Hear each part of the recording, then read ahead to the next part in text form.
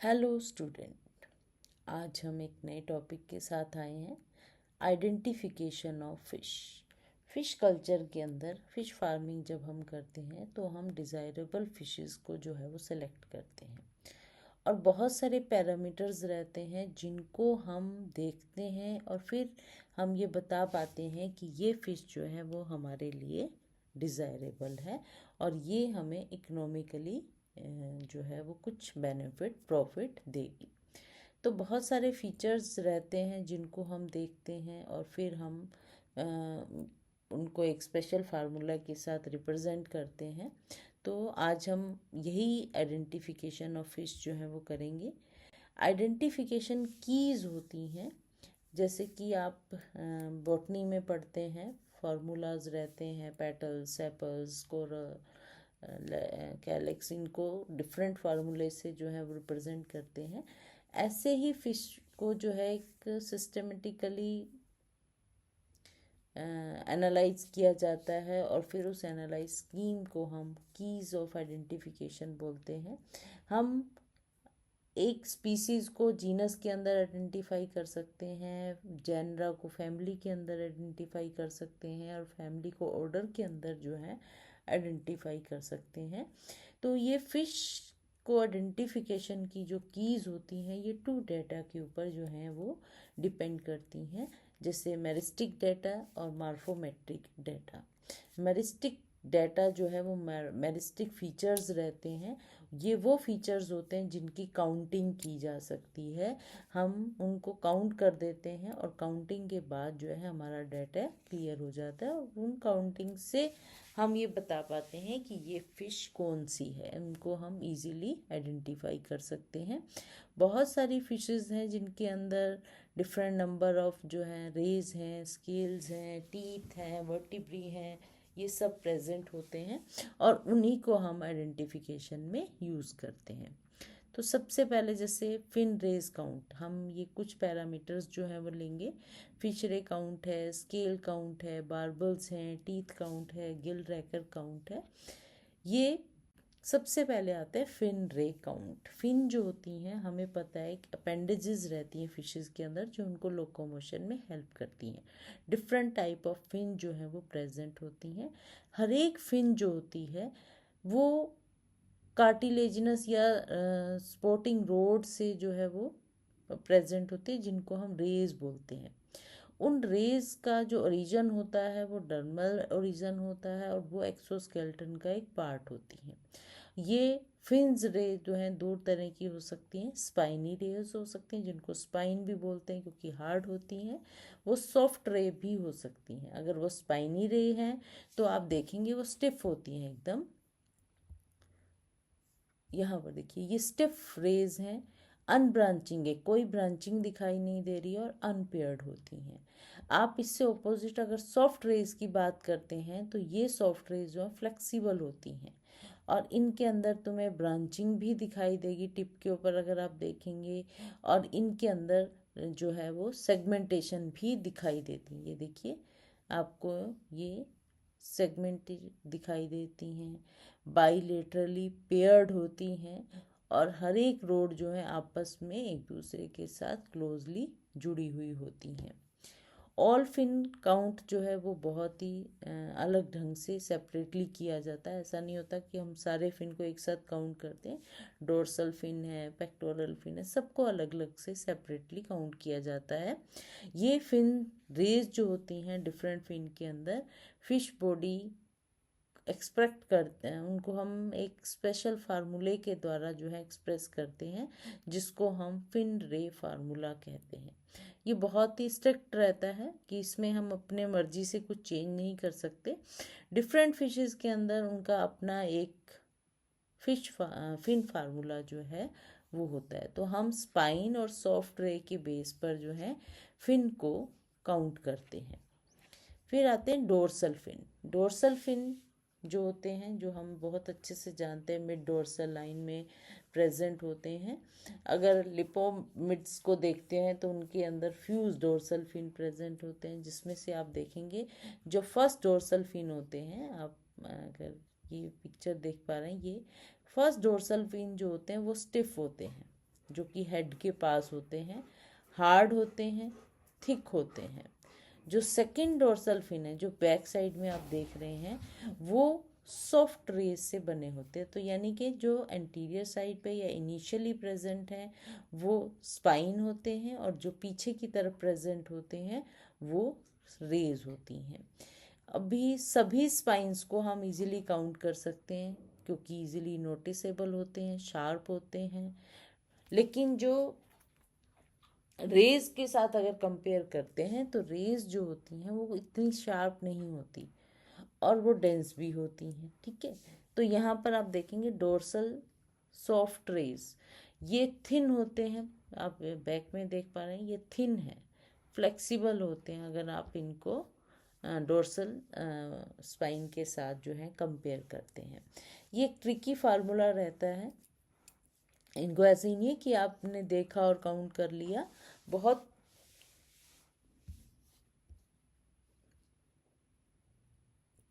Carefully जो है इनको काउंट करना होता है। काउंटिंग के लिए क्या करते हैं कि सबसे पहले आप जो भी काउंटिंग करते हो आप बेस से करते हो, आप ऐसे नहीं है टिप से काउंट करोगे। टिप से काउंटिंग में दिक्कत क्या आती है कि जो फिन्स होती हैं, हमें बताया कि वो क्या होती हैं, उनके अंदर जो है डिवीज़न हो जाती है। अगर यहाँ बेस में अगर वो एक है तो ऊपर वो दो दिखाई दे रही हैं। ठीक है, तो इस तरह से हमारी काउंटिंग जो है वो डिस्टर्ब हो सकती है, या वो हम जो है गलत काउंटिंग कर पाते हैं। तो उनके लिए क्या होता है, हमेशा बेस से काउंटिंग की जाती है, सबसे पहला जो रूल है। ठीक है, सॉफ्ट रेज जो होती हैं जो कि डिस्टली ब्रांच हो जाती हैं, जैसे ही बॉडी से या अवे की तरफ देखते हो, तो उसके लिए जो है एक फर्स्ट रूल है count at the base. Second जो रूल है कि बेस पर ईच फिन को देखोगे। ठीक है, और फिन रेज जो होती हैं वो बॉडी के अंदर इंसर्ट रहती हैं।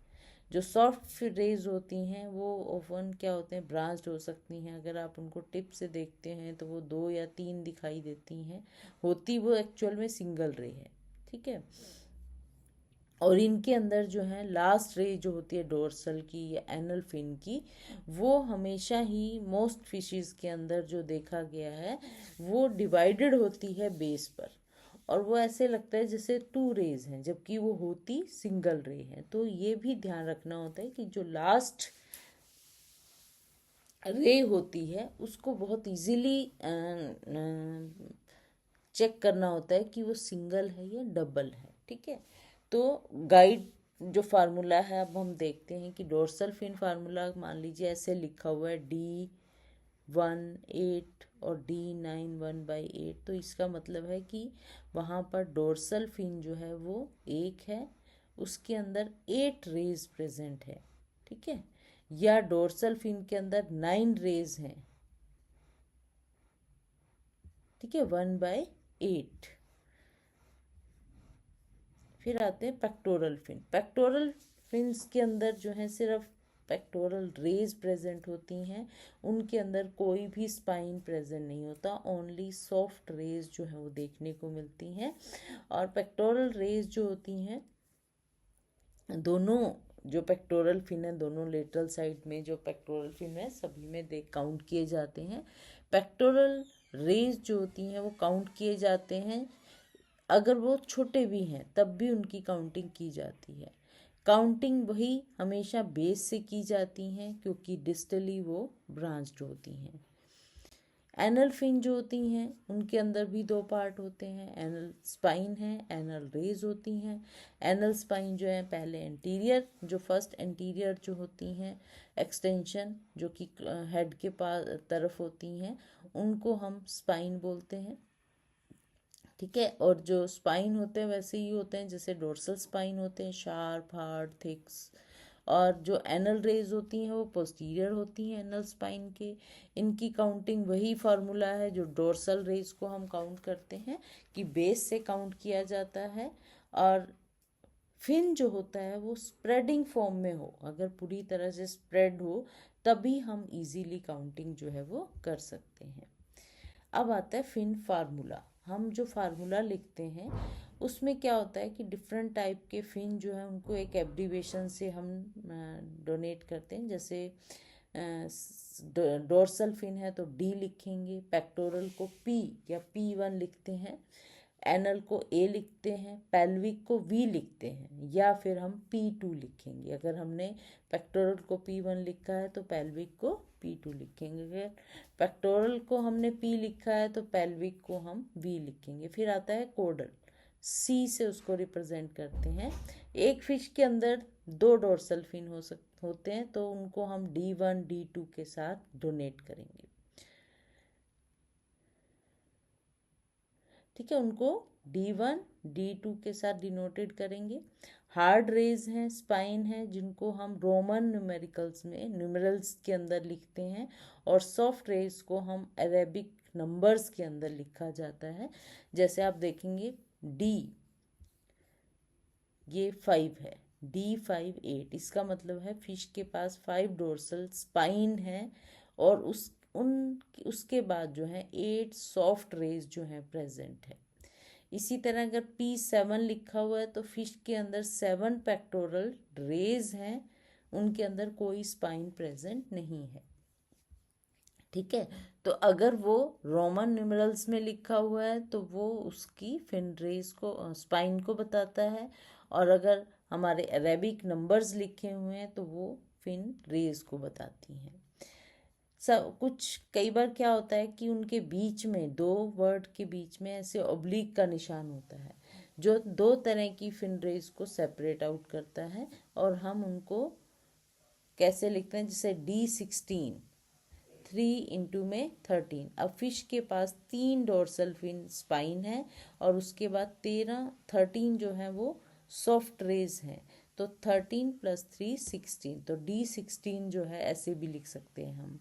A7, इसमें क्या होता है, 7 का मतलब ये है कि उसके अंदर 2 एनल फिन स्पाइन है और 5 सॉफ्ट रेज हैं। नेक्स्ट आता है फिन फार्मूला। हमने इस तरह से लिखा। अब फिन फार्मूला में देखिए, एक तो वर्टिकल स्ट्रोक हमने भी लगा हुआ देखते हैं, जिसमें एक ऑब्लिक का स्ट्रोक है, एक वर्टिकल स्ट्रोक रहता है, जिसके अंदर हम डिफरेंट फिन्स के अंदर सेपरेट आउट करते हैं, जैसे रेड डोर्सल फॉर्म और एडिपोज डोर्सल। एडिपोज टाइप के भी फिन जो है वो देखने के मिलते हैं। नॉर्मली क्या होता है, जो रेज डोर्सल हैं जिनके अंदर रे प्रेजेंट होती हैं, और कुछ एडिपोज होते हैं जिसको लोब फिन बोलते हैं, वो जो हैं अलग रहते हैं। तो ऐसे फिन भी होते हैं। स्पाइनी फिन को हम नॉन स्पाइनी फिन से भी जो है वो सेपरेट आउट करते हैं। तो इसका एग्जांपल है, जैसे फिन फार्मूला में आपने लिखा, ये सिलुरिड फिश के अंदर जो है वो देखने को मिलता है D1/7 और वर्टिकल स्ट्रोक 1। इसका मतलब क्या है, 1 स्पाइन है, 7 सॉफ्ट रेज हैं, और 1 जो है वो एडिपोज फिन है। ठीक है, एक कंप्लीट फार्मूला है। अब लेबियो रोहिता का अगर आप देखेंगे D3 13, तो इसको आप बहुत इजीली बता सकते हैं। D का मतलब डोर्सल फिन, ठीक है। 3 का मतलब उसके अंदर 3 डोर्सल फिन प्रेजेंट हैं, 13 फिन रेज प्रेजेंट हैं। फिर आते हैं P पेक्टोरल फिन, 17 रेज हैं क्योंकि स्पाइन नहीं होते हैं। फिर आते हैं V फॉर पेल्विक फिन, जिसके अंदर 9 रेज प्रेजेंट होती हैं। फिर आता है एनल फिन। एनल फिन के अंदर फिर वही 2 का मतलब है कि उसमें 2 स्पाइन प्रेजेंट है, ठीक है। और फिर 5 जो उसके अंदर फिन प्रेजेंट है। फिर आते हैं कोडल फिन, जिसके अंदर 19 रेज प्रेजेंट हैं। कोडल को हम इस तरह भी दिखा सकते हैं, 16 3/9 13, ठीक है। तो 3 जो है स्पाइन है, और 13 जो है उनके अंदर जो है रेज प्रेजेंट है, ठीक है। तो अब आ जाइए ये डोर्सल फिन जो है यहाँ पर हमने दिखाए थे, 3 स्पाइन और 13 रेज हैं। तो यहाँ पर भी आप देखेंगे हम डोर्सल फिन को ऐसे 16 भी लिख सकते हैं, और ऑब्लिक में हमने लिख दिया कि 3/13, यानी कि 3 स्पाइन है और 13 जो है उसके अंदर रेज है। पेक्टोरल फिन 17 है, पेल्विक फिन 9 रेज हैं, और एनल फिन में 7 यानी कि 2 स्पाइन है और 5 जो है उनके अंदर रेज हैं। कोडल फिन में 19 जो है वो रेज प्रेजेंट होती हैं। इस तरह से हम एक फार्मूला जो है लिखते हैं। ये लेबियो रोहिते का फिन फार्मूला है। इसी तरह से स्लाइट वेरिएशन हमें फिन्स के अंदर अगर देखने को मिलती हैं तो हम वहाँ पर जो है हाइफन लगा देते हैं। जैसे डोर्सल फिन है, उसके अंदर 10 to 13, 10 to 13 का मतलब 10 से 13 जो है उनके अंदर रेज हो सकती हैं, क्योंकि डिफरेंट स्पीसीज के अंदर काउंट करोगे। मान लो मैंने रोहिता के अंदर 13 करी हैं, हो सकता है कालबासु के अंदर वो 10 हो। ठीक है, तो डिफरेंट स्पीसीज के अंदर अगर हमें वेरिएशन दिखानी है तो हम उनको हाइफन से जो है वो रिप्रेजेंट करते हैं। यहाँ पर ये जो ऊपर के हैं इनको काउंट करो, इनको काउंट करो, और जो एक बीच में लेटर लाइन का आया उसको काउंट करो, जिसके कारण एग्जैक्ट हमारे पास ट्रांसवर्स स्केल आ जाते हैं। तो जब भी काउंटिंग करते हैं वो बहुत इजी भी हो सकती हैं और बहुत डिफ़िकल्ट भी हो सकती हैं। कैसे? जैसे अगर स्केल लार्ज साइज़ के हैं और वो फिर्मली अटैच हैं, ठीक है, और उनकी काउंटिंग बहुत इजी होगी। ठीक है, अगर वो बहुत छोटे साइज़ के हैं और उनके ऊपर म्यूकस है या फिश के जो स्केल्स हैं वो झड़ते रहते हैं, डेसिडियस टाइप के हैं, तो वहाँ पर काउंटिंग जो है वो वेरी कर सकती है।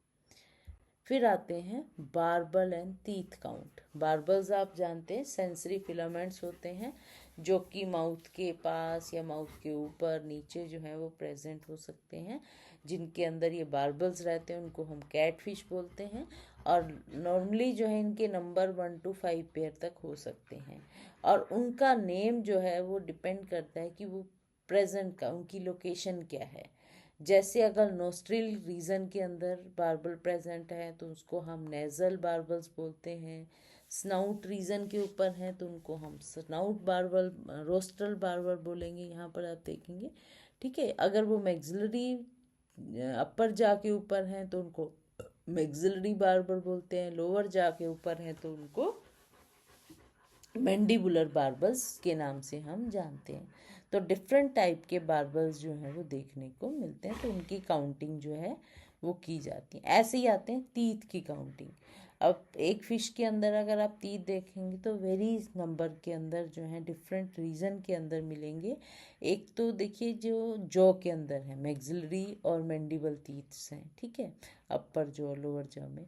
इसके अलावा कुछ जो है वोमर बोन जो होती है पैलेट के ऊपर की तरफ, फेरेंक्स के ऊपर की तरफ, जो बक्कल कैविटी है उसके ऊपर की तरफ जो रहते हैं उसको वॉर्मर बोन बोलते हैं। उसके ऊपर टीथ प्रेजेंट होते हैं। पैलेटाइन बोन जो पैलेट है उसके ऊपर भी टीथ प्रेजेंट होते हैं। ये जो वोमेराइन टीथ्स होते हैं, पैलेटाइन टीथ्स होते हैं, ये पैचेस के अंदर जो है होते हैं। इसी तरह फेरेंजियल टीथ, अब ये डायग्राम जो देख रहे हैं ये वाला, ये फेरेंजियल टीथ है। ये टीथ जो होते हैं ये कुछ फिशेस के अंदर थ्रोट रीजन में देखे जाते हैं, कुछ के अंदर जो लास्ट गिल स्लिट होता है उसके पास जो है वो प्रेजेंट होते हैं। वही फीडिंग में हेल्प करते हैं टीथ जो होते हैं। फिर आता है गिल रैकर काउंट। गिल रैकर काउंट जो होता है, जैसे कि गिल्स प्रेजेंट हैं, गिल्स के अंदर 3 पार्ट रहते हैं। एक होती गिल आर्क, ठीक है, ये जो देखेंगे ये गिल आर्क है, येलो कलर की आपको जो दिखाई दे रही है।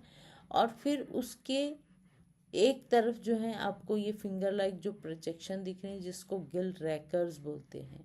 और जो अपोजिट साइड के अंदर जो है लॉन्ग थ्रेड लाइक स्ट्रक्चर दिख रहे हैं, गिल फिलामेंट्स, जिनके ऊपर लैमेली प्रेजेंट रहती हैं। तो हम जो फर्स्ट गिल स्लिट्स हैं या कि जो गिल आर्क है उसके जितने रैकर्स हैं उनको काउंट किया जाता है। रैकर जो होते हैं गिल रैकर्स, उनका मेन काम जो है साइब छन्नी की तरह काम करते हैं, फूड को एस्केप नहीं होने देते हैं ब्रेंकियल चैम्बर के अंदर। ये देखिए एक ओरिजिनल डायग्राम दिख रहा है आपको, ये जो फिंगर लाइक प्रोजेक्शन दिख रही है ये गिल रैकर हैं, और ये जो रेड कलर की हैं ये गिल फिलामेंट्स हैं जो कि ब्लड सप्लाइड रहती हैं जिसके अंदर बहुत जा रही है। और ये जो बोनी स्ट्रक्चर दिख रहा है जिसको हम गिल आर्च जो है वो बोलते हैं। तो इनके ऊपर जो ये आपको रेकर्स दिखाई दे रहे हैं, इनको हम काउंट कर लेते हैं टॉप से बॉटम में, और उसको हम एज ए आइडेंटिफिकेशन की जो है वो यूज़ करते हैं। Thank you.